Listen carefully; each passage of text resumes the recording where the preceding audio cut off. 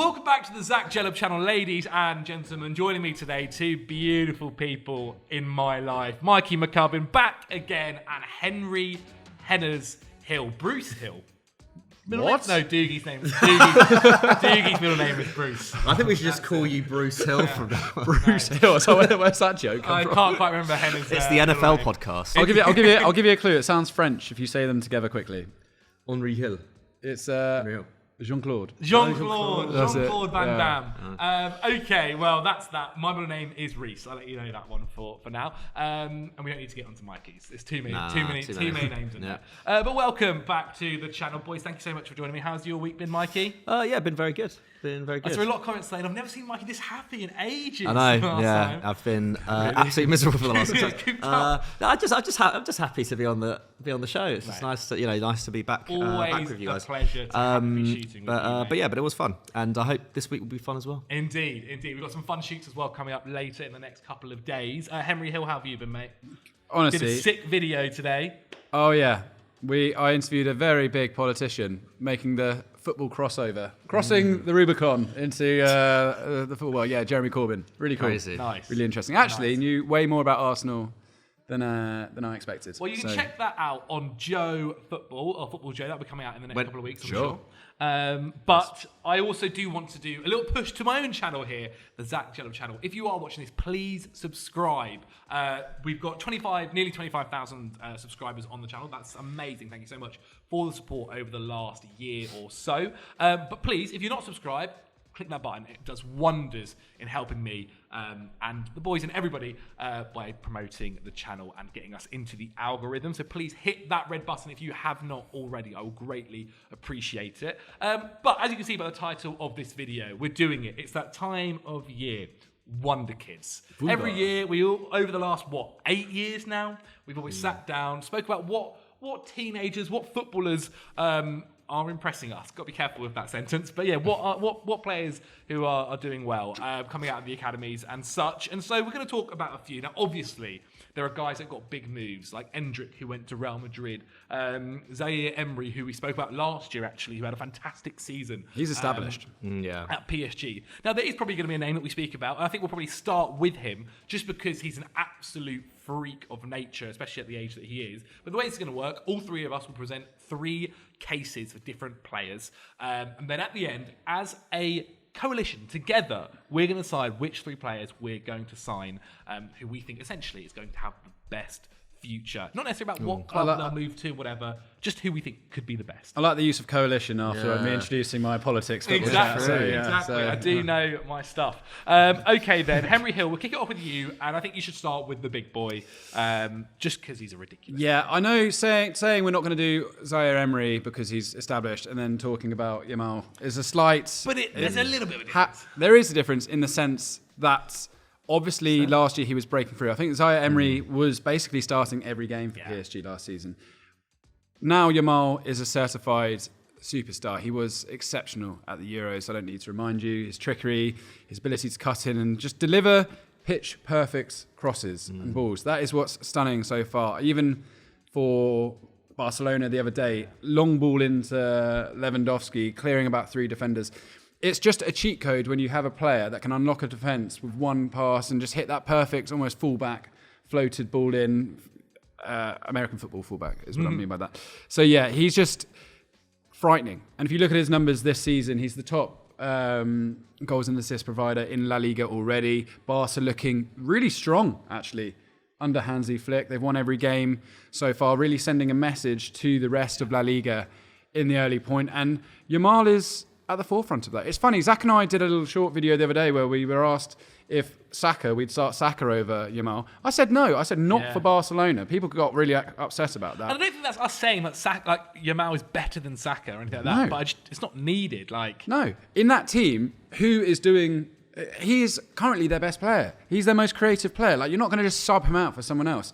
And I think the numbers this season he could produce if he stays fit. The big concern with a player like Yamal, he's now made 55 senior appearances. We've seen it happen before. I think now Pedri's moved out. He might be one of the most experienced teenagers operating at the top level of world football right now. it is a concern. You want to make sure that he's kept in good nick. I'm glad he didn't go to the Olympics as well. Yeah. The mistake they made with Pedri. So, yes, I hope we're going to see more and more from him. I hope that defences don't start targeting him, because he is going to become that guy. He's going to become the guy that draws in opposition defenders. But he's so quick, and he's just amazing to watch. And his story, where he's come from, sort of on the outskirts of a city near Girona, is that right? He was he's from the Basque, not the Basque country. He's from Catalonia. Yeah. So it's such a discovery for Barcelona. And I think we're going to talk about another of their players at some point at the academy. But yeah, it's just I'm not going to waffle on too long. You guys have watched him. You know what he's about. Direct, fast, trickery. That, I think, something we just missed for a few years in what we want in our wingers. And I think he is the embodiment of... He's got the ability to play the short passes. He's got the ability to be tactically astute, but he also has that individual flair, which makes him amazing. And I think this could be the year that he goes... He's obviously had his tournament. He's had the big tournament.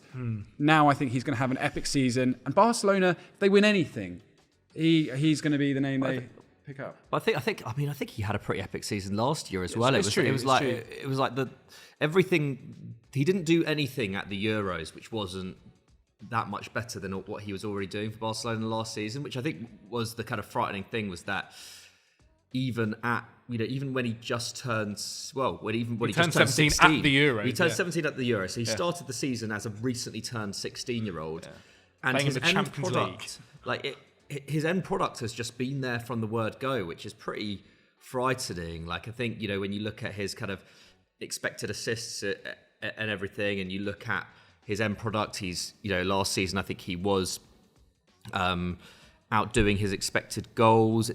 His end product is just unbelievable. And I think you make an interesting point there, Henry, with how he can be direct. And it already looks like, and I was going to use this as an example for a player I'm going to talk about from Barcelona as well, that Hansi Flick, his Barcelona could be quite devastating in that they do already look like they could go a bit more direct. I know we saw it under Xavi, but I think under Hansi Flick, who I think is, a much more experienced tactician, and of course, was a big part of that Germany setup with Joachim Löw in the early 2010s, where there was a real emphasis on physicality and fast attacking and pressing.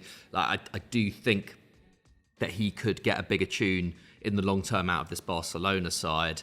And in some ways, it's no surprise that they went for Nico Williams because of that, how devastating Spain were in terms of their direct threat with those two on the wings. It does make sense. It does feel like actually maybe this is something that Hansi Flick was already thinking about. So I think under a manager like him, he could just go supernova. Like, I think, like the Saka shout, controversial because Yamal's only 17, but I think Saka's amazing and will go down as one of the greatest wingers in English football history.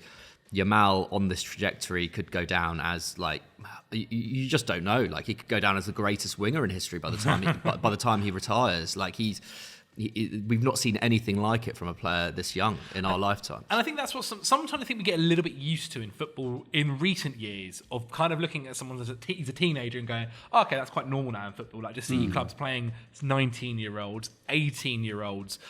Whereas maybe back when when Rooney broke through and he was 16, I think everyone there was like, this is freakish. Yeah. And maybe as well because he's playing for Barcelona and he was doing that since the start of 16. And there are a couple of Champions League performances where maybe on an international audience and stage, people noticed him a bit more. That's why I think in the Euros, when it is such a, everybody's watching the Euros, even people who are casual fans are watching the Euros, and suddenly this is their first time seeing someone like Lamine Yamal and going, oh God, this guy looks all right. This kid looks insane. But it is sometimes crazy to think, okay, he's just turned 17. He's already played a senior year of football when he was just turning 16. And looks like well-established. Looks like someone that in that Spain squad, they're already looking to and going, okay, who's the guy that can help us out here? He scores bangers. It's everything is aesthetically great. And I think not since maybe Messi, certainly on the wings. I even think back to when Ansu Fati was coming through and it was exciting, but I think this is on another level. Yeah, for sure. They are different players, obviously. They are different players, and I think Fati will probably morph into more of a kind of false nine forward. If he can stay fit. I think that's one of the key things you've mentioned there about him, Henry, is just making sure they've had too many examples now over the last 5 years, where they've had an exciting youngster and run him into the ground and got injured, where they surely have learnt their lesson here to go, okay, let's be careful. Yeah, let's be careful. The new Champions League, that's where I'm excited to see Yamal. And I wouldn't mind seeing someone else win La Liga as well. So, I mean, yeah. So and what an advert for the new Champions League as well, to have a player like that playing in it, a kind of, someone who promises alongside the likes of Endrick and Rodrigo to, but Bellingham actually probably the better shout as players who are going to elevate La Liga once again. Hopefully that to kind of those Messi, Ronaldo, that era, like wish for them. But I feel like the Champions League couldn't have come at a better time in that sense. I mean, Barca are going to have to make sure they sort out their finances to keep hold of him, because who knows what could happen there. But that he is definitely someone we'll be considering in the Zach Jhellab agency. Mikey McCubbin, I'll go to you next. Who would you like to go with out of your three? I'll go to the Premier League now. I do have a Barcelona player to talk about, but let's not keep it too Barca heavy to begin with. Jhon Duran has had another really good start to the season at Aston Villa. A little bit older when we're going from talking about 16-year-old to a 20-year-old. But 20 is still... Yeah, I think 21 and under. For me, 21 and under, I think classes as Wonderkids. I do remember a few top 10 Wonderkids videos on FD where someone writing it had snuck in like a 23 or 24-year-old, and I remember like looking at the video, being like, what has happened here? Like Yamal, and like I was like, no, he's not. It's a bit like you remember like Jesse Lingard, still a young kid. Even Marcus Rashford, people talk about him like he's young still. Neville did it recently, didn't he? Yeah, I think it was like a slip of the tongue, or he didn't say it in the way that it just came out as if he's just come through the academy. But Jhon Duran definitely hasn't. But he does already look, in terms of like a big centre forward who has a lot to his game. He does already feel a bit older than he is. 20 years old, still got a ton of experience. Has played in three different continents already. He has played in Colombia, came through there, then went to Chicago for a year, and then came to Villa after that. Is that right? So he's, for a young lad, he's already had to kind of adapt to three different cultures. Two different cultures. Obviously, didn't have to adapt to his own culture, but nevertheless, and has also probably gone from two quite exciting cities in Colombia, and then I think he was born in Medellin, and then to Chicago, and has now had to adapt to life in Brum, which is probably, I mean, no disrespect to Brum, but it's not Chicago, is it? Let's face it. But enough. I'm not. Dissing enough dissing the Midlands. Next point. Next point. I'm inspired by Nonny Madueke. I just want to diss the Midlands, honestly. Wolves 1 week. No regional city is safe. No, exactly. From the wrath. But yeah, so not really sure what I was going to say next week. But you can see why Chelsea were interested in him. Of course, it looked like he was going to go to West Ham at one point this summer. That was a bit embarrassing for him, but to have started the season like he has, that's kind of put all that talk to bed. 2 goals in 3 appearances, all 3 sub-appearances, and he's been really important for Villa as well, because start of this season, Ollie Watkins, of course, on fire last season. I think he was the best centre-forward in the league last year. Yeah. I think it's fair to say that Haaland is undoubtedly the best this season, and I don't think anyone will come close to him. But Ollie Watkins has not struggled in terms of his all-round game, but he's missed more big chances in the opening 3 games of the Premier League than any other striker or any other player. So I'm sure that he will find his shooting boots again, Watkins. Like it's very, it often doesn't last long in his case. But for Duran to step up in a period where Watkins isn't finding the net has been really important as well. Coming into a game that's already happening, absolutely. But what a weapon to bring off the bench as well, right? Because he's brilliant in the air. He's pretty quick. His finishing ability from the edge of the area is pretty good as well. He's quite physically imposing, and he plays with a lot of confidence. He's clearly got a lot of self-confidence. So I think he's an absolute asset to them. But it does make me think, like Chelsea interested last year, that protracted, long-winded pursuit of Osimhen this summer that it didn't come to anything. Could Chelsea have gone back in for him? It just feels like not that Not that like Nicholas Jackson, there needs to be someone better than Nicholas Jackson, but at Chelsea. But I just think in terms of what Villa can call upon when say if Ollie Watkins gets injured, is that they do have a really able backup in Jhon Duran, who scored against Liverpool last year, scored against Man City last year. I think he scored 5 goals in just over 500 minutes, or just under. So he's got minutes a bit part as well. They are a bit part as well, and Tard's defences, etc. Like we get to see him start consistently and score consistently. So that is something. But as someone who can play backup and doesn't have that much of a drop off, like I don't think the drop off from Nicholas Jackson, who's 3-4 years older, to Jhon Duran, is going to be massive. I think in fact they're probably skill set wise that they're probably around the similar level.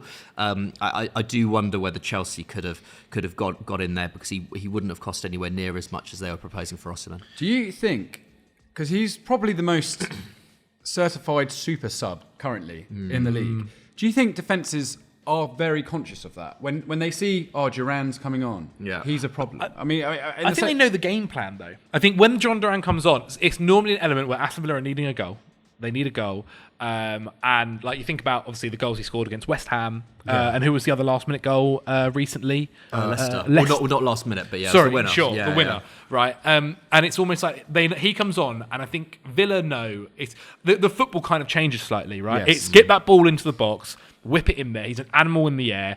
He's also got, he's got a lethal and deadly shot on him. Like he hits that ball and strikes it so hard and so powerfully. We saw that last season in the goal where he hits it under the bar and it kind of bounces in. Like he has an incredible technique with it. I do wonder, and again, this is just due to not seeing it happen too often, what happens if he was the starting striker for Chelsea, right? Or if he was the starting striker for Aston Villa? He'd be very, very what unhappy. Happens then? But what does happen there? Like, is he going to be able to offer you as much kind of maybe, not creatively, but say his hold-up play, say here, for a full 90 minutes? What does that development look like? And it's not that I'm saying it's bad, we just don't know yet. A member of the Villa hierarchy was saying the other day that Unai Emery was actually pretty adamant that he did not want to sell Duran. I'm not surprised. Emery's looked at him and said, this guy can be a serious striker. And this is great, because I think if we were looking at the end of Villa's business with the kind of discourse around Duran, is he actually this good? He hasn't played that much, whatever. Now, and could Villa have gone in for another striker, having sold Diaby, whatever? Now, you look at that forward line, they do have Watkins, they've got Duran, and they've got Rodgers as well. He's gone and looked really good so far, scored for the under-21s recently. My point is, Villa... Jacob Ramsey's had a strong start to the season as well. There's so much, Leon Bailey, you can stick up front too. Villa suddenly have a very interesting selection of forward players that all offer something a bit different, and Duran is a huge part of that, like absolute monster in the box. So I hope we see more of him, and I hope he has that breakout season where next summer, if there's transfer talk around, and we'll go, well, that makes complete sense. As opposed to this year when we're like, what? Chelsea are going in for a striker that's not even played that many minutes? That's a bit odd. Now, I'm hoping at the end of the year you're saying 50 million for Duran. Sure, that makes sense. Bargain. I mean, it's funny that, like, I guess, literally, say a month ago, 5 weeks ago, we were sitting here, and when we were talking about Villa prediction-wise and stuff, it was the case of, okay, things are positive unless Watkins gets injured. Then it's what do they do? What happens? And now, 5 weeks later, we go, actually, it looks like Jhon Duran does seem like he's got some credibility in the bank. It does look like there's a player in there. And as you mentioned, only 20 years old. Like, he's someone that... who we just need to see a little bit more of, and maybe that'll come in time. But so, really quickly, doing the whole hammers thing, because he thought he was going to move, and then going and scoring is quite funny. There's great narratives, it's great moments in games already, like that. Obviously, as we mentioned, the Madueke at Wolves, it does feel like this season is quite memeable. It's narrative quite central. memeable. It would have been a real Barclays man season if they were still. Sorry, just to bring it back to Duran really quickly. They got way more of a laugh. Yeah, I mean, it's been going crazy, hasn't it? Yeah, online. Ridiculous. Also, flash forward 20 years, he'll be the one. Can I just pick up on that? As someone who is a bit of a nerd for these things, the whole Barclays man thing, great, but all the songs are not from the same era. Like we saw, the Meet Shoe one from Swansea. They picked Black and White Town, which was released 10 years before Meet Shoe was there. They're all Barclays era FIFA songs, or ones that they used on Match of the Day.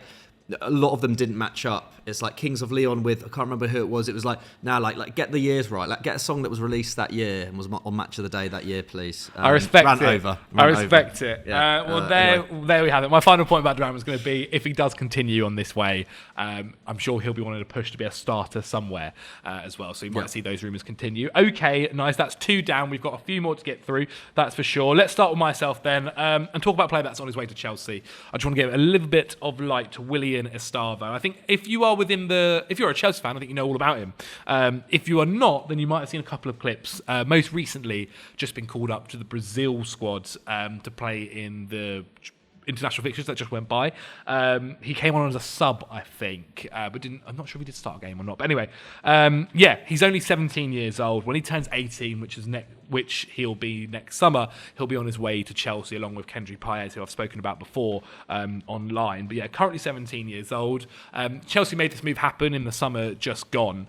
And the kid looks really, really impressive. This is someone who in Brazil they call him Messinho, someone who Brazil journalists feel really, really confident about, someone that excites them a lot here.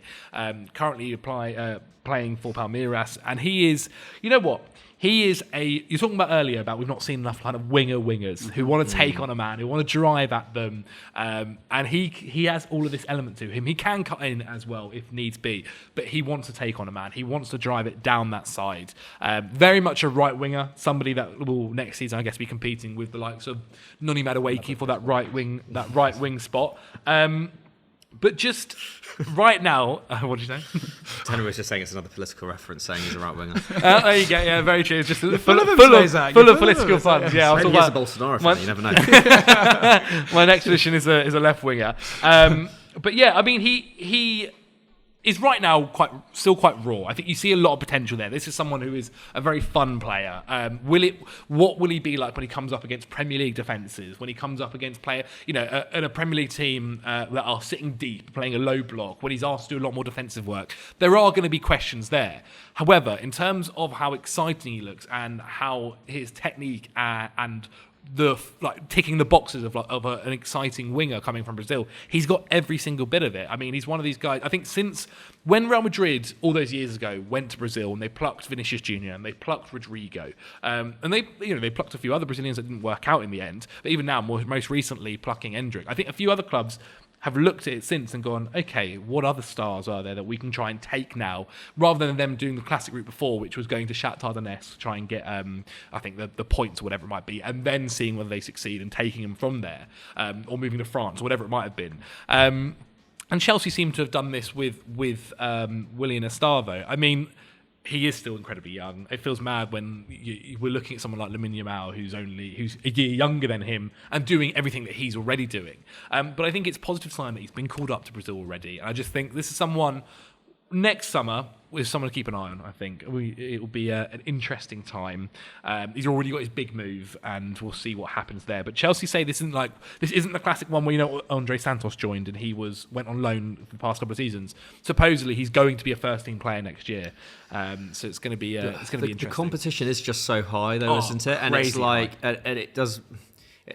Not like I guess we could get onto it, and this kind of leads me on to the next player I'm going to talk about. Like I do think there is, it's great that we get to see all these 16 and 17-year-olds play first team football at the moment, and it's partly to do with, I think, sports science and players being a bit more physically ready for the top level at a younger age than they used to be. Yeah, they learn more as well earlier. They do. Learn more.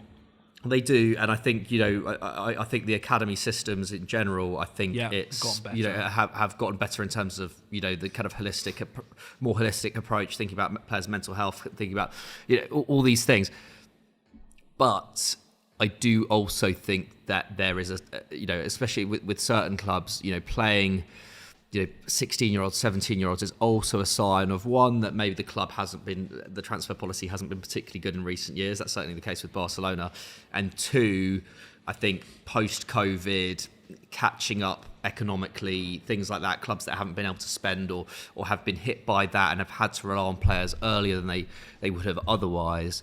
I think that comes into it too. So I do worry a little bit. I do worry a little bit that these are players who by 26, 27 you could be a little bit in trouble. Like it's so unprecedented. We don't really know. Like we saw Rooney drop off then, and I know Rooney wasn't the hardest trainer. He didn't look after his kind of.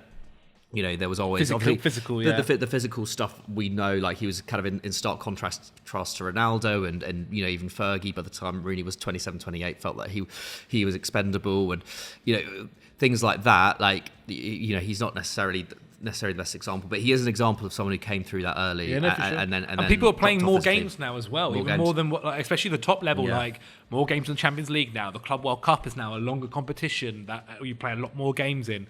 International tournaments, and the international tournaments coming up are pretty mad. Like the next World Cup is like crazy amount of travelling. But and very, very hot as well. Was it Christian Romero that did something like in total last season 9 total days of travelling? Was it Romero? Romero, I think, was someone the footballer that travelled the most or something. I'll find that out for sure. But sorry, Mikey, to jump in there. I guess Pau Cubarsi at Barcelona. We were always going to get back onto Barcelona. So no, I'll keep it relatively brief. But I think, it's something I slightly worry about. I think the thing is with Cubarsi, he is a perfect example of like somebody who's so built up already physically for a 17-year-old. And his rise in this Barcelona side is pretty remarkable. Like it's not often that you see a defender, a centre-back that young come into an elite side and perform so well so quickly. I think his Champions League debut was against Napoli and he pocketed at Osimhen. His second game was against PSG, or in the next round at least, he played against PSG and kept Mbappe quiet. I think he got man of the match in that game against Osimhen. Like, pretty amazing stuff. And at Barcelona as well, you really do need to be the full package, don't you? You kind of need to emulate Piqué or Puyol or Mascherano. Mascherano less so because he wasn't as much of a physical specimen, but you kind of need to be pretty big. You have to obviously be excellent with the ball at your feet, and you also have to have great recovery pace because they tend to play a fairly high line. So Cubarsi ticks all of those boxes already. He is absolutely massive, like playing into this more direct style of play. Like he also pinged a 40-yard ball to Lewandowski, which ended up in a goal against Valladolid. Like he's such an asset to that Barcelona team already, and he also seems to have a really good head on his shoulders as well. He's still living at the La Masia complex. He hasn't even moved out into his own place yet. He's still living in the academy digs. And I think he often goes home quite a lot because he only lives. His family are only an hour and a half away. What we learned is he can't cook. He can't cook or make food for himself. Probably can't cook. I don't know actually. I don't know whether there's it's catered or self-catered actually. There, but it must probably catered. Yeah, but I mean, also he's only 17. And he's a boy as well. Spanish boys often their mums will cook for them until they're married. So that's at least in the small towns, and he is from a small town. He often goes back to help his dad with his carpentry business and stuff like that. So he comes from a quite a humble family. I think they moved from Girona during the pandemic. I think he was signed by Barcelona from Girona about a couple of years before that as a youth player. I mean, he would have been really, really young actually, thinking about it. Kind of the last few years has really kind of warped everything. He was 17 now. He would have been 13 or something. 12, 11 or 12 maybe when he went to Barca initially. I think he's just got everything, and it's kind of telling that Barcelona spent so much money on centre-backs over the last couple of years, and good centre-backs at that, not bad centre-backs. They've got Inigo Martinez as well. What signing he's been, by the way? Yeah, absolutely brilliant. So they've got so much depth there, and yet Cubarsi has really established himself and already looks like a key player in this team. No, he does indeed. I mean, you mentioned it there as well. They had Marc Bernal, who came through to be a first team player this year, and then unfortunately suffered an ACL injury very early in this season, which is kind of stressing that thing about. It's ridiculous. It's like Barcelona couldn't sign a defensive midfielder in the summer, and so they've had to rely on him, and already it's gone tits up. I mean, thankfully, young players tend to bounce back from ACL injuries better, but But you never know, do you? You never know, because you could get another Ansu Fati situation where he was the next big thing, and now we've barely seen him play for 2 years. Indeed. So that's another one. Yeah. 2 Barcelona players on the list. Willian Estevao, who's already on Chelsea. Henry, who is your second? All right. Because you've got Mike and I, European experts, you've got more European players. If you want basic bitch Premier League Wonderkids, you can go to the Joe Tomlinson channel. That's where they're hanging out. That is actually out this week, I believe. I saw that, yeah. Oh, I'm sure it's good content. Anyway, listen. My next 2 are Premier League players. So snide. Yeah. My next 2 are Premier League players. But go on, Henry. No, that's fine. Well, it's just more for Mike and I. I'm going to Juventus. If last year was the year of Arda Güler, the Turkish sensation, I think this is the year of Kenan Yildiz at Juventus. Really interesting player. He was at the Bayern Munich, in the Bayern Munich Youth Academy, set up for 10 years. 2022, went to Juventus. He played for the Juve Next Gen team. Did okay there. Last season, we saw him break through into that Juve starting 11. I think it was during Allegri's period of not having a clue what was going on and just trying to do anything to make a change at Juve. But anyway, he got 2 goals last season. He's got 14 caps for Turkey already. And now he's got 2 assists already this season. Leads the Juventus team for key passes. He's one of the highest shot makers. But actually, when you just watch him, he's really, really fun. The thing about a Thiago Motta setup is it's quite hard to define what formation they're running out exactly. In principle, he's a number 10. That's the shirt that he's been given this year. So quite a lot of pressure put on his shoulders to be handed the number 10 shirt at the age of 19 at Juventus. But I think he drifts out wide as well. He loves to take on a fullback. He's very, very quick. He's a handsome man. Yildiz as well, but he's very, very fast. He's very direct on the ball. He's not like a step over kind of guy, but he will try and beat his man. And yeah, like I said, he's a shot monster, and he's got an eye for a key pass too. Juve, if you look at their options in attack, it's not huge. It's actually not huge. Timothy Weah, I don't think is good enough. Isn't he like a right wing back as well now, basically? Yeah, he sort of plays all over the place there. They've got Samuel Mbangula, who's come through this season, who I hadn't really heard much about at the moment. He's played well this term. Obviously, Vlahovic is certified up front. They brought in Conceição on the wing, which I really enjoyed. I really like that signing. I had the misfortune of sitting through Juventus Roma the other day, which was so boring. It was so bad. And neither side looked like they were trying to win it at all. But you could tell when Yildiz is on the ball, he does try and make things happen. He is going after the defences there. And the same with Conceição as well. He was just like a fly when he came on that wing. So I'm excited to see Conceição. But yeah, Yildiz, the CIS have ranked him as the 15th best player in Serie A already. He's got tons of potential.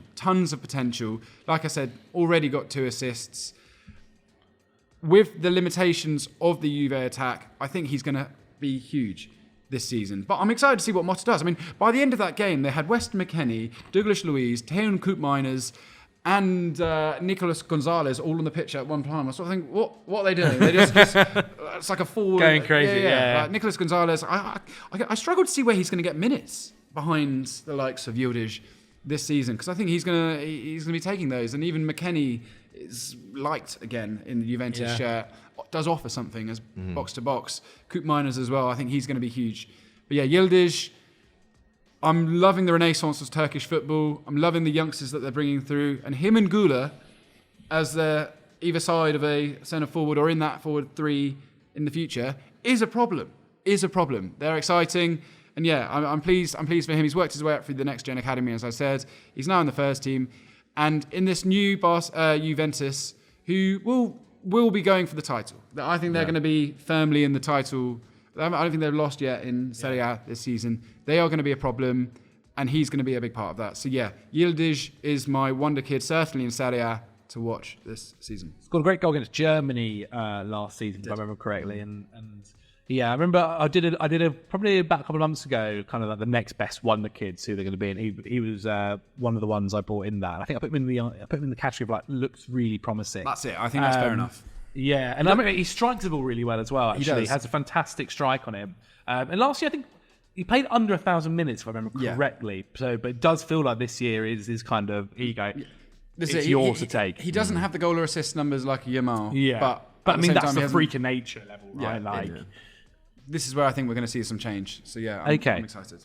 Okay, nice. Well, you spoke about a winger. I'm going to talk about a right winger actually. someone who moved to Brighton this year, young Cubarsi Minteh, who obviously in just 3 Premier League games, I think has got everybody really, really excited currently on the South Coast. He obviously was bought for £25 million from Newcastle, never played a game from Newcastle. I think actually, no, sorry, £30 million. Newcastle made £25 million profit. Never played a game for Newcastle. And I know previously we'd mentioned about, like, was this a great sell for Newcastle, considering they needed a right wing position? But I guess he never played a game for you guys. He made a great profit. And look, if it meant keeping Bruno and Isaac and Gordon, and you had to get rid of Minteh, who could look very promising, it's not too bad PSR-wise. However, Minteh just looks great. I mean, there's something here where he obviously had a great year last year in the Eredivisie with Fenerbahce. Not Fenerbahce, sorry. Not Freiburg. Feyenoord. Feyenoord. F kept going into my head there. To get it wrong with Fenerbahce and then say Freiburg is brilliant. So, Feyenoord did very, very well there. 16 goals and assists in just 27 games for them in the league, that was. I think he's just something right now in this new kind of Brighton system with a manager who's obviously doing some really impressive things, and he's just playing like I was looking at basically kind of the average position currently for Brighton. He's essentially the furthest forward player for them in all their games, and I think it means quite a lot where he's already causing Premier League defensive issues at such a and he's young drifting age. so central. He's getting so central as well, you know, like for the João Pedro goal against Arsenal, like that ability to get on the end of the dunk ball and take up Danny Welbeck's position. And that just creates that chaos, doesn't it? Like out muscling Gabriel, like he already looks so at home. If you look at the average positions, actually, Mitoma and Minteh are both further ahead than their striker, whether it is Pedro or whether it is Danny Welbeck in particular, who's obviously actually Danny Welbeck's had a fantastic start to the season. So is João Pedro as well. I mean, Brighton in general just doing really, really well. And he's just a constant threat. He's a constant threat, causing Premier League defences and fullbacks issues all the time. I still think there are raw parts of his game. Like his finishing will hopefully improve over time. Like creatively, there's no doubt he's definitely got fantastic assets to his game. He's only got 1 assist so far in just 3 Premier League games, which really isn't too bad. He had, as I said, a great loan last year with Feyenoord. He's only just turned 20 as well, which again, when we're talking about 16-year-old players and such, does make him sound a little bit older. But he's coming through really, really nicely.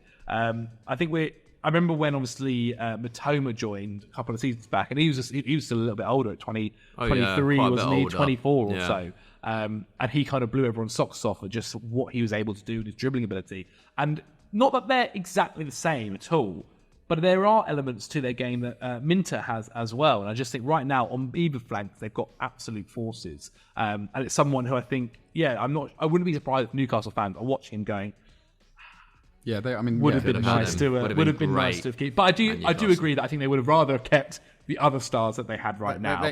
They had the worst window of any team in the Premier League, almost admitted it themselves, and lost one of the most exciting young players. It's sort of baffling in many ways.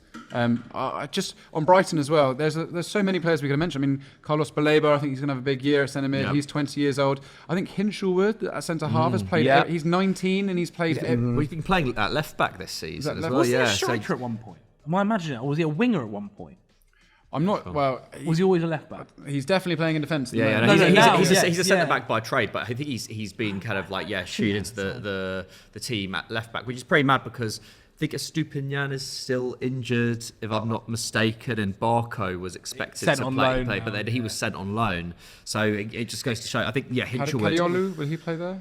Not sure. New Turkish signing. Is he a left back or? I think he plays. I think he plays everywhere. He's pretty unconventional, isn't he? But I guess maybe while he's getting up to speed. But it speaks volumes that he's already trusted in that position as well. Maybe he will be seen as a kind of heir to Dunk in the left centre back position eventually. But he looks really good as well, and pops up with a few goals here and there. No, I mean they've got an incredible squad that looks like they're going to be doing some exciting things this year. But no, Minteh at the kind of spearhead of it, quite literally based on average positions, is someone who I think we're going to definitely have to keep an eye on. I mean, they bought him for 30 million. Who knows in a couple of years what they could end up getting for him? And of course, as always, comes with the caveat of staying fit, staying injury free, so on and so forth. But he's in the perfect place for it. Like, I think if you're a young player right now, you're like between the ages of 23 to 17, and your agent comes and goes, "Hey, Brighton want you. Here's all the other players that they brought in recently and sold on for massive things. They are willing to, they're not going to just tie you down and keep you at the club if you want to move on eventually. You get to that stage. I think it's such an exciting prospect when they come calling, when they come knocking on the door. So yes, that is Yankuba Minteh for me. McCubbin, back over to you. Yeah, my final one. Again, I've gone for quite a big hitter to end things, but João Neves at PSG has had a crazy start to the season. Is that the actual name? I think it's like Jhon Neves. Jhon Neves. Like Nuno Mensch and Bruno Fernandes. Yeah. But yeah, he's just had an amazing start to his PSG career, hasn't he? 4 assists already, I think, in 3 appearances. Like, just insane. And what a way for PSG to kick off the season as well, with Mbappe leaving in the summer. Doesn't look like they miss him at all. Looking to offer Enrique a new contract, right? Yeah. So I think in some ways, I think having Mbappe leaving is in some ways a burden off PSG. Yeah. It means they can kind of build for the future without I think having a superstar figurehead can be a bit of a burden, and PSG have. I know Mbappe's like scoring record in France has always been underestimated a little bit. Like, his scoring record is insane. Yeah. But I don't think PSG, I think PSG have always had the talent whereby that they haven't necessarily needed that there could be more goals from the rest of the side if Mbappe wasn't dominating. And, Barcola's really getting his flowers this season already as well. Only 22.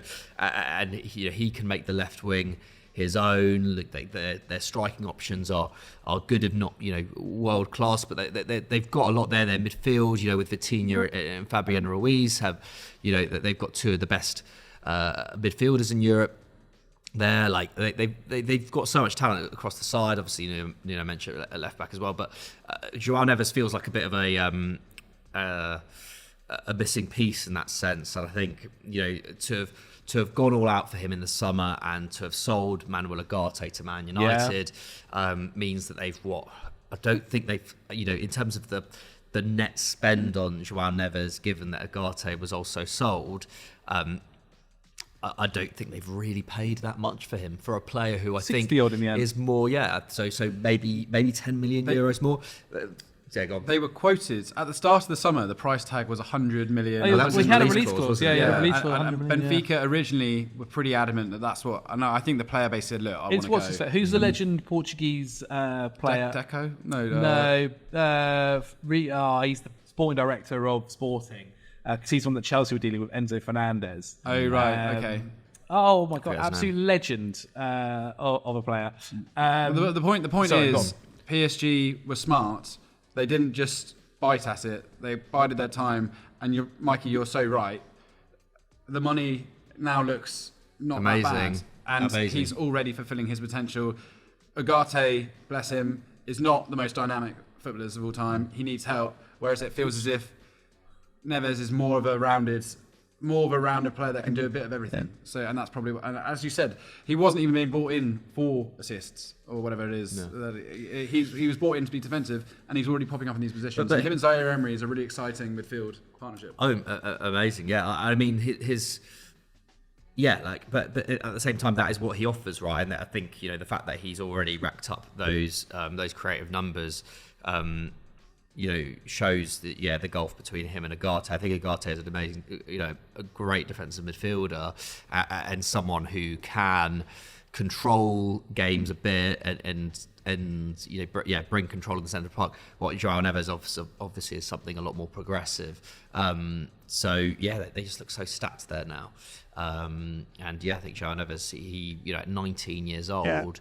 Looks like he's going to be one of the best midfielders in Europe very, very soon. Well, Rui Costa was who I was on about. Rui Costa, sporting director. But I'm just going to make the final point about it was that when they sold Enzo Fernandez, fans really weren't that bothered because essentially this kid came through and was doing ridiculous things. And they said, straight away, let's get this 100 million release clause into his contract. And actually, surprisingly, they sold him for so cheap in the end. Yeah, like less than Enzo. Like, I mean, Half less I than think Enzo, he's got a much higher ceiling than Enzo. I think like just on physicality alone, and also the fact that he is just like clearly, plays a position like Enzo. It still feels like you don't quite know exactly what his best position is in the Premier League side. So yeah, Jhon Neves worth remembering as well. He's still 19. I mean, I think he turns like 20 in the last few days, but I turned 27 in a few days. So that's how age works, lads. Happy birthday, Zach. Headers, thank you. Your final one, Henry. I was just thinking about former Chelsea legends in high power places in Portugal. Villas-Boas in charge of Porto these days, pulling the strings doing the NASCAR, not NASCAR. His thingy rally. His career has been so rally. His career has been so funny. I love Villas-Boas. Anyway, I want to shout out. I've already spoken about him on this channel a few times. Huijsen at centre half for Bournemouth this year. 1 start, 1 sub appearance already in the Premier League. 19 years old. Such a coup buying him from Juventus. Really, really exciting centre half. Just watch that space for Huijsen this season. I think we're going to be talking about him a lot. Dynamic, modern day centre half. However, I actually think I've saved the best for last in terms of intrigue from my selections, which is Paul Warner, the Bayern Munich youngster who is on loan at Heidenheim at the moment. This guy's 18 years old. Heidenheim are top of the Bundesliga at the moment. Crazy. Okay, they've had a pretty easy run. Augsburg, I can't remember who else they played. In his 6 games at the club, he has 4 goals and 2 assists already. They've won every game they've played this year, and that's a 2-leg playoff to get into the Conference League. I think they've played a couple of cup games and they've played a couple of league games. They've won them all. Heidenheim, 2 years ago, were in Bundesliga 2. Then he got promoted and they finished, 8th or 9th last season? Never been in the top flight before. Never been. And we in Continental Club, you said you pitched them for a surprise. I pitched them for a surprise. You pitched them to not win a game. Yeah. So one of us was right. Yeah. So who's their manager? He's been there since 2007. I can't remember his name now. He does not look like a football manager, and he's got a great name. I can't remember his name now. That's your role. Let us know in the comments. But he's just an absolute beast of a manager. Well, talking of beasts, Warner. A lot of Frank Schmidt, that's it. Yeah. A lot of the Bayern hierarchy have said that Warner is as good as Musiala. People just don't know it yet. Last year, he was on loan at Elfsborg in Bundesliga 2, and he got 6 goals and 3 assists, which for a 17-year-old in a pretty good division is great. He's stepped up, and he's now playing behind in that number 10 role, and he can drop a bit deeper too for Heidenheim, who lost their best. Benfica bought their most creative player in the summer. He has a mixture of Wirtz and Thomas Müller. They call him a Räumdeuter, which means space invader is the name that they've given him, a space invader. A great crisp Space Invaders. Or actually a corn snack. Don't know whether they're still 10p or not, but yeah. I know they're not. They're like 10, 25p now. But Space Invaders are excellent. As is Paul Warner, who he's left-footed. He's 6 foot, which is quite, he's not small. He's not like the most physical player, but he's incredibly good at drawing players in and then unleashing. He creates so much space for his colleagues, his teammates on the pitch, and he's got such an eye for a pass with his left foot, and he can finish beautifully as well. Hence the 4 goals. But if you look at the numbers that he's putting up for Heidenheim at the moment, they're exceptional. And again, I repeat, this guy's 18 years old, on loan at Heidenheim from Bayern Munich. He was the guy on loan at Bayer Leverkusen last year. Stanisic. Yes. Stanisic. Yeah. That was a loan move that has worked out incredibly well. I think this if he continues on his trajectory this season with Heidenheim, he'll be in European competition as well. If he can help Heidenheim do well, which clearly they are, then I think we're going to be talking about him as a big Bayern starter going forward. I don't know where he necessarily fits in that team, but it's a great problem for Company whoever's managing them to have. You do think that with Bayern in the next few years, like Leroy Sané is not really getting any younger. So Gnabry has had injury problems over the years and also hasn't put up the numbers that we were used to seeing from him. Kingsley Coman, is his contract's running down as well. So I think spaces are going to open up in that Bayern side, and Musiala obviously he's the future of Bayern. Thomas Müller as well. I know he's a consummate professional, physically in great shape, but he must be 34, 35. Get that up as well, Zach. Bad research from me there. Just researching that. But yeah, we should have you behind the camera and have a second camera on you. 34 now. He still looks like he did 10 years ago, let's face it, Thomas Müller. But yeah, I do think there's spaces opening up in that Bayern side. And there is going to be a need for a renewal in that attack. So I feel like I would be relatively optimistic if I was him. Yeah. Very interesting. Doing some good things. I'd like to hear it. Okay, then my final one I want to talk about, mainly because I just don't think he's kind of just happened. He's been around for a little while now, but he still is only 19 years old. And it does feel like this year is actually the year where he is the starting fullback for them. And it's Rico Lewis. It's Rico Lewis, who's still only 19 years old. Obviously, recently played for England at left back. Thought he did a pretty good job. I remember probably about this time last year, I was on Sky Sports News doing a predicting England's World Cup squads, or might have been in the following Euros, whatever. Yeah. And I remember saying Rico Lewis will be in that team, whether it's at right back, whether it's at left back, he'll be there. So it's nice to see that he's obviously got that. Had that. He's obviously a right back. Can play DM too. Apparently, also can do centre back as well when needed. So versatile. I think if you look at his youth career, he's played centre mid and gone further forward as well. But it does seem like Pep and City are thinking about a future without Kyle Walker now. We've obviously seen a not like a dramatic fall off, but a fall off for Kyle Walker. You look at the Euros games, and especially in the final, he even when people have complimented recently about the reason you play him there to the Trent is because defensively he's better. We've started to see him have lapses in his defensive game. I think that's where you're now going to see Trent be that kind of starting right back for England. But anyway, in terms of even Man City, it seems like Pep and Man City have figured that out too as well now. And obviously, it seems like Rico Lewis is that solution. It's not a bad solution to have, that's for sure. I think once it will be interesting to see once Rodri's back in the side. Yes, Rico Lewis has been playing alongside Kovacic, whether that's going to be a permanent thing there. Because Kyle Walker, you're saying, it's like when when he was left out of the most recent England squad, he kind of said, he kind of accepted it. I didn't deserve it. Yeah. He said so. Yeah, it'll be interesting to see what happens there. But it does feel like he's. I feel like Pep would be wise to use Lewis in the Premier League. He deserves it because he's been on the periphery for so long, hasn't he? 100%. And look, I think last season Pep got a little bit of stick for, obviously, when you let go of someone like Cole Palmer, who went on to do what he did, you're going to get stick. But even throughout his time at City, apart from Phil Foden, not really been any other academy player that's come through and had a chance. And people have given kind of Pep a lot of stick for that. And also, to a degree, they've won basically every Premier League. So it is what it is. But I think the Rico Lewis situation, he has handled actually pretty well.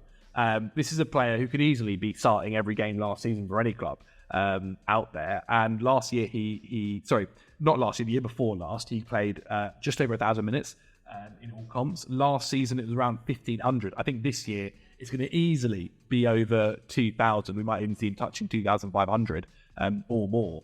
But this is someone who, when he was asked as well recently about why don't you go on loan? Why do you not want to, when you see Cole Palmer doing what he's done, did you not think about leaving? And he said, why would I want to leave? I'm playing and learning under the best manager. I'm playing with the best players in the world. Where else do I get this kind of experience unless I'm at Man City? And I thought that was a really interesting approach to take. And Phil Foden kind of took that similar approach as well when he was first coming through into that Man City squad. And obviously, look what he went on to do last season, being the player of the season. But yeah, he's on track this year to be the main guy for City. I think he's obviously been required to have some patience, but he's definitely been rewarded now with an England call-up as well. This season, top 1% for pass completion, top 2% for touches in the attacking penalty area, which is quite frankly ridiculous considering the position he's playing. But yeah, just considering someone who is still only 19 years old, he is 100% a wonder kid. And I just think maybe even as a country, we've not really spoken about him enough. Even when the games for England this weekend, like I still don't think he got a lot of mentions or a lot of people talk about it. So a lot about Trent, obviously, because he was starting. Even Donny Madueke, because he got that assist for Harry Kane. But yeah, I don't feel like I saw enough about Rico Lewis, so I wanted to give him a little bit of limelight as well there. Guys, so we've listened to 9 different players. Yep. We've got to pick 3. I think Lamine Yamal, easy tick. Yeah, it feels unfair that he was in this. Yeah, but if we can take Lamine Yamal to the agency, I will be happily having him. Yeah. Who else do we think we can be bringing in? I think Warner. I mean, I'll happily take Warner. I think I don't think we could have 2 Barca players in there. That would be unfair. No. So I guess João Neves is probably the highest. Yeah, I think he's the highest level midfielder we've got in our ranks here. So I think we have to take him as well. Okay. Yeah. Okay. Well, that's the 3 then. And who's the other one? And Warner as well. Oh, cool. There we have it. Saying, yeah. There we have it. I'm happy with that. Messi nowhere to be seen. I also kind of think Rico Lewis, to be fair. Yeah, maybe I think Lewis. Rico Lewis can easily have a deserved shout in there. You know what? I don't mind. I think Warner is more of an unknown quality than Rico Lewis. But, True. Yeah, Rico Lewis is obviously, you don't start as many games as you do for City without being very, very good. Yeah. He also looks like Hector Zeroni from the movie Holes, yeah, and I can't unsee it. I've seen it now. He does zero. Yeah, great film. I actually had to break into song. I had to study that film in English. Did you have to study as well? Interesting. Okay, there we have it then. So that is that part of the video done. We're going to do a few quick fire questions as well, lads. Firstly, thoughts on Lee Carsley's England? Great. I think they've looked really good. Granted, I didn't watch the full Ireland game. I wasn't fully on. The Finland game as well was a bit fits and starts. But I think the second half against Finland, the first half against Ireland was both really, really promising. Obviously, very low-ranked teams in this UEFA B. What it's called, Nations League B group. It's our fault we're in that. Yeah, of course. People keep like, we got relegated. Yeah. So I mean, only ourselves to blame. But it is quite a drop off, isn't it? To go from playing kind of top 10 teams to playing, Ireland, what the other highest ranked opponent in this group, and I think they're ranked 54th in FIFA rankings. So it's obviously early days. Like we won't really be able to see what this England team's about until they play a top team, and we're not sure when that's actually going to be. So I think, but it looks good. I like the fact that he's trying new things. I like the fact that he brought Grealish in a more central position. I like the fact that he took the easy win of being Gordon starting as a left winger. I like, the style of play looks really, really good. I like the fact that he's, not coward to the pressure to sing the national anthem. There are the same kind of media outlets who are probably calling for Pochettino to be hard by England in the same way. Were you going to expect Pochettino to sing the national anthem? No one's obligated to do that. Anyway, enough about that. Players don't do it. Yeah. Gary Neville never did it at the start, if I remember correctly. Golden generation really didn't. And I think that, to be fair, I think that was something that Gareth Southgate was quite keen for everyone to do because he felt like it brought about unity. So I get it, but he's a different manager. He's a different coach. I think Lee Carsley. There's a lot about Lee Carsley to be excited about in terms of the style of play, in terms of the relationship he already has with the players, the boldness to bring in Angel Gomez as well. But it's early days. At this time of the year, we may well be being remember when Angel Gomez was part of the England setup? Phil Foden's not here, Jude Bellingham's not here. There are some big characters who were not a part of this England camp that will be part of future England camps, and that will mean that the likes of Angel Gomez, may not get. But I don't mind it, man. If they're not available, for instance, I said it before. We've seen it. We've seen a lot of these England players who normally get called up. We've seen them before, right? Same thing with Kyle Walker. Seen it before. Why not in the games where, especially these games where you're pretty confident England having their ability, and okay, I know the Nations League is now technically a competition. It is still, for me, it's still more like a glorified friendly, essentially. why not call up these players like Enzo Gomez, who essentially might not get this opportunity elsewhere, and see what he can do? I thought he did a pretty good good job. He's good too. It's, there's no guarantees Wharton's going to hit the level that he was playing last year. Angel Gomez is going to be playing Champions League football this year with Lille. That will be frowned upon by some people, but it shouldn't be. Lille are a good side. So I like it. There's not too many players like Angel Gomez either for us. Really? It's true. He's so small. It's unbelievable. So tiny. When he was getting in those goal celebrations against Finland, I was like, what? Like, have they got a mascot on the pitch? But some of those passes he was making, I was thinking, especially if we were playing a team, for instance, that was a lot more had a bit more space. I thought he could be really, really interesting. I hope Jude Bellingham was watching. I hope Jude Bellingham saw Jack Grealish do everything we hoped that Jude Bellingham would do this summer. If Jude Bellingham doesn't score that goal against Slovakia, he almost has no agency starting in that England team on the basis of his performances. His performances were not good at the Euros, but not many. I think still base level Bellingham even at the Euros was still one of our better players. I don't agree with that. I don't agree with that. I think in moments, but like Phil Foden wasn't good at the Euros. Harry Kane wasn't good at the Euros. There was a lot of players. Another problem. Gordon should have played. So anyway, look, I'm not saying that Bellingham's not going to get in that team when he's back and fit again, but Grealish, you can't just disregard what he was doing in that number 10 role. Against not great opposition, but was Slovakia amazing opposition? I don't know. My point is, it's good, it's exciting. We did look a bit susceptible. Pukki, that Finnish bloke who didn't release Pukki twice, should be dropped from the team forever. Like the second decision not to unleash Pukki is gobsmacked. Like he just wanted to score at Wembley, that was it. So we did look a bit susceptible at the back. However, really, really positives. And if you look at the other managers who are available right now, there's Tuchel. Do we want him for England? I don't know. I don't think Tuchel would want the England job. I heard FA was sounding out Lampard. Oh, that's ridiculous. That's ridiculous. Or he's like on the There's like Pioli available. Yeah. The only international manager I could really see was Hulmund, the guy that's just been the manager of Denmark for about 5 years. That's the kind of weird left wing decision I can see being made sometimes. So no, give Carsley the job. You give him the job. I think wait out, man. See to the end of the season. Yeah. Give him the 6 games, and if it's all good, then just why not? I don't know if you can have him interim for the whole season unless they're holding out for Guardiola, who would obviously be I think would. But also, despite being club manager would be great. But there are a few other managers who might get moved on or let go or whatever come say February or by May at the end of the season. And I don't think there's no competition leading up. I know you maybe want to set things a little bit earlier. But if it means you can end up getting a better manager, look, there's no harm if giving Carsley all these games and going, okay, maybe at the end of it, fine, we'll give it to Carsley, he's actually impressed us. Then rushing and going, I know Poch has just been giving the United States job, but then going, we'll go Poch, so he's on time. Okay, another question for you guys. Just which player made you fall in love with football, if you love it? Like when you watched them, you were just like, wow. That is football. Yeah. Who was that for you guys?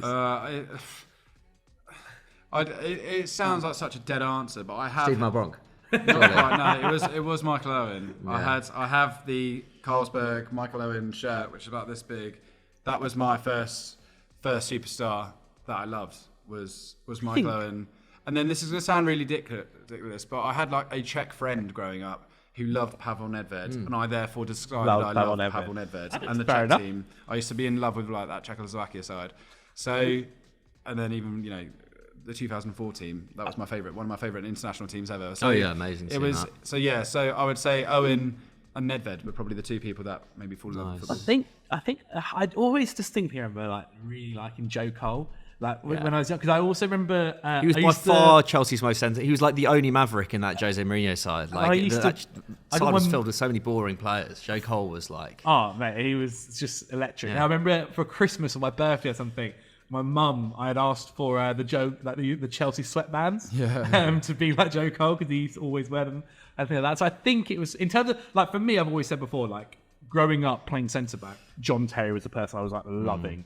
But in terms of like maybe more of an entertaining footballer, I think maybe Joe Cole for me. Joe Cole was also like I always liked Joe Cole because as like a skinny indie kid, he was the only footballer who was like who like had long hair. Yeah. And He had the liked mob haircut, and like didn't he? liked the Arctic Monkeys. Like there was no other footballers. Like all the other footballers were like everyone else at my school who like just liked listening to like Akon and Eminem and like I remember like reading interviews with Joe Cole where he was like, yeah, it's always such a struggle in the dressing room. They're all playing R&B and I'm trying to get rock music on. So I was like, oh yeah, We have the same struggle. I like this guy.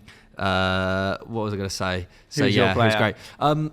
Again, a bit like Henry. I think it's one that everyone says, but I do think like Ronaldinho just was like tough not to, he man. was the first footballer who I watched where it was like I really did try to recreate. I tried to recreate his little toe poke goal against Chelsea. Like everything about him was just so fun, and the whole kind of image around him and the way that he re-sparked Barcelona into a genuinely like becoming a genuinely like cool team again was massive. And then I guess like culturally, like David Beckham was a massive one. Yeah, like big reason why I support Man United.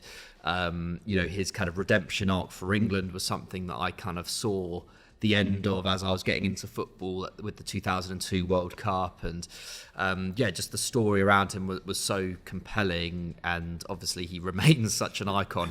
I think those two. I'm trying to think any other Man United players who really I really fell in love with. I don't know, I was obsessed with Fabian Barthez for a while for some He's a reason, maverick but goalkeeper. he was a maverick. Yeah. I had the 2002 sticker book, World Cup sticker book, and I was so intrigued by Owen Hargreaves because you just had this English team, and then you had this random bloke that played in Germany. The only player who didn't play in England. Yeah, and that was the case for so long. Yeah. Where it was Owen Hargreaves was the only guy that had ever done it, and then he was really good. And then that like 2004 and 2000, I can't remember. 2006 was the World Cup where he got called up.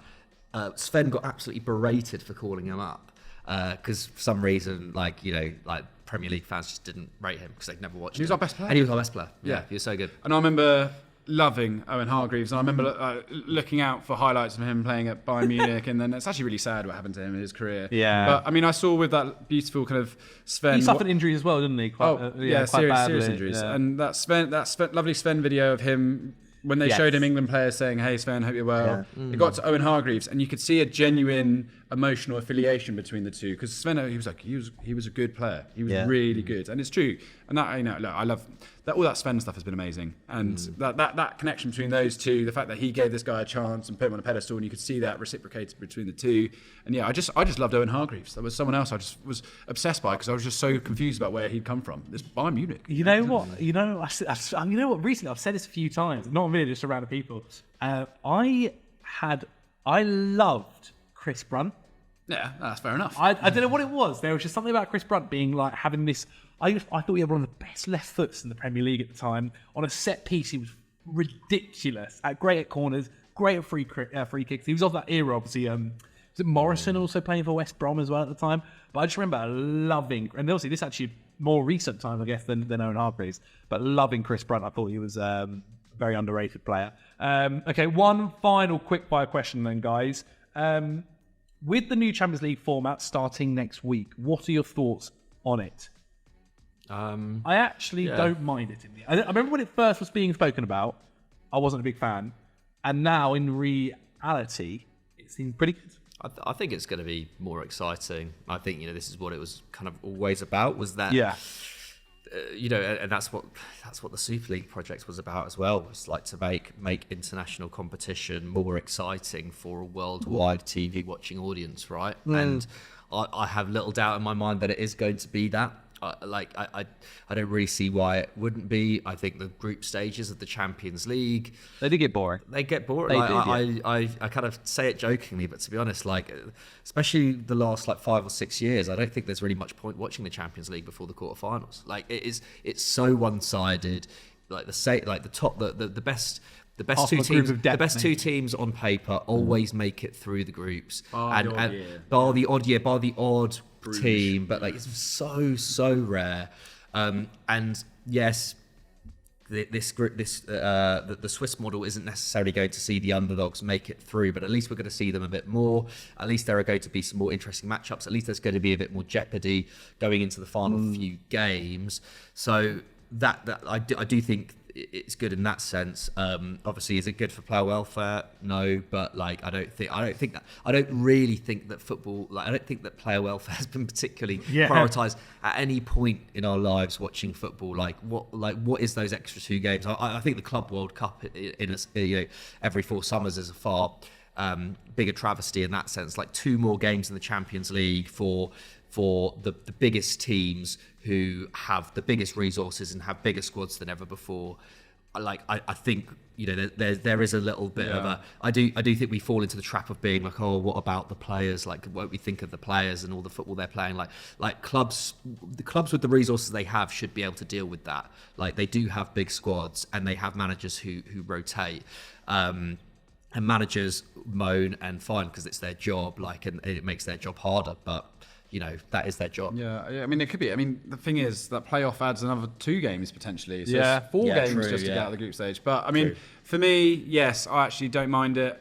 The only thing is that I don't like the idea that a good team could do badly, but still scrape through to a playoff place where, say, an underdog has done well. So Celtic do all right this year. They could then end up playing sort of an AC Milan in the playoffs and still lose. I think the ability to get through to the next round is too great, in my opinion, or to have a shot at getting through. So I like it in principle. Agree with everything that Mikey says. My only thing is I don't like the idea because essentially this is safeguarding the interests of big teams. In their ability to go deep into competition. So because they get annoyed if they have like a stinker and then they're suddenly just out of the Champions League, out of money and stuff. Now they just want to, realistically, you can win 2 games, draw 2 and lose 4 and you're probably safe and happy through. So yeah, that's the bit that I don't particularly like. I also thought it's a shame they've got rid of I quite like that if you were the third place team, you'd drop into the Europa League. I don't like that. I think it safeguards the Europa League, which is super strong. Yeah, I think that's good. I quite like that. Although statistically, not many teams, only like 3 since 2009 have won that. Yeah. Having come from the Champions League, fair. Well, there we have it, guys. Thank you guys so much for watching. Henry Hill, if the people at home want to check you out, where can they go? Go on, Football Joe. Had Kieran Carlin on our quiz this week. Please go give that a bit of love. Yeah. And then all the other stuff that we're doing too. So yeah. Smash it. Mikey McCubbin? Go and check out The Lowdown, which would have come out yesterday, I believe, as you're watching this. Myself and Doogie talking about players who are going to prove you wrong this season, along with Nick Wright from Sky Sports. So yeah, it's a good episode. Nicely done. As I said earlier, guys, please subscribe and you'll see another video from us coming out on Monday. So make sure you're there for that. So we'll see you guys next week.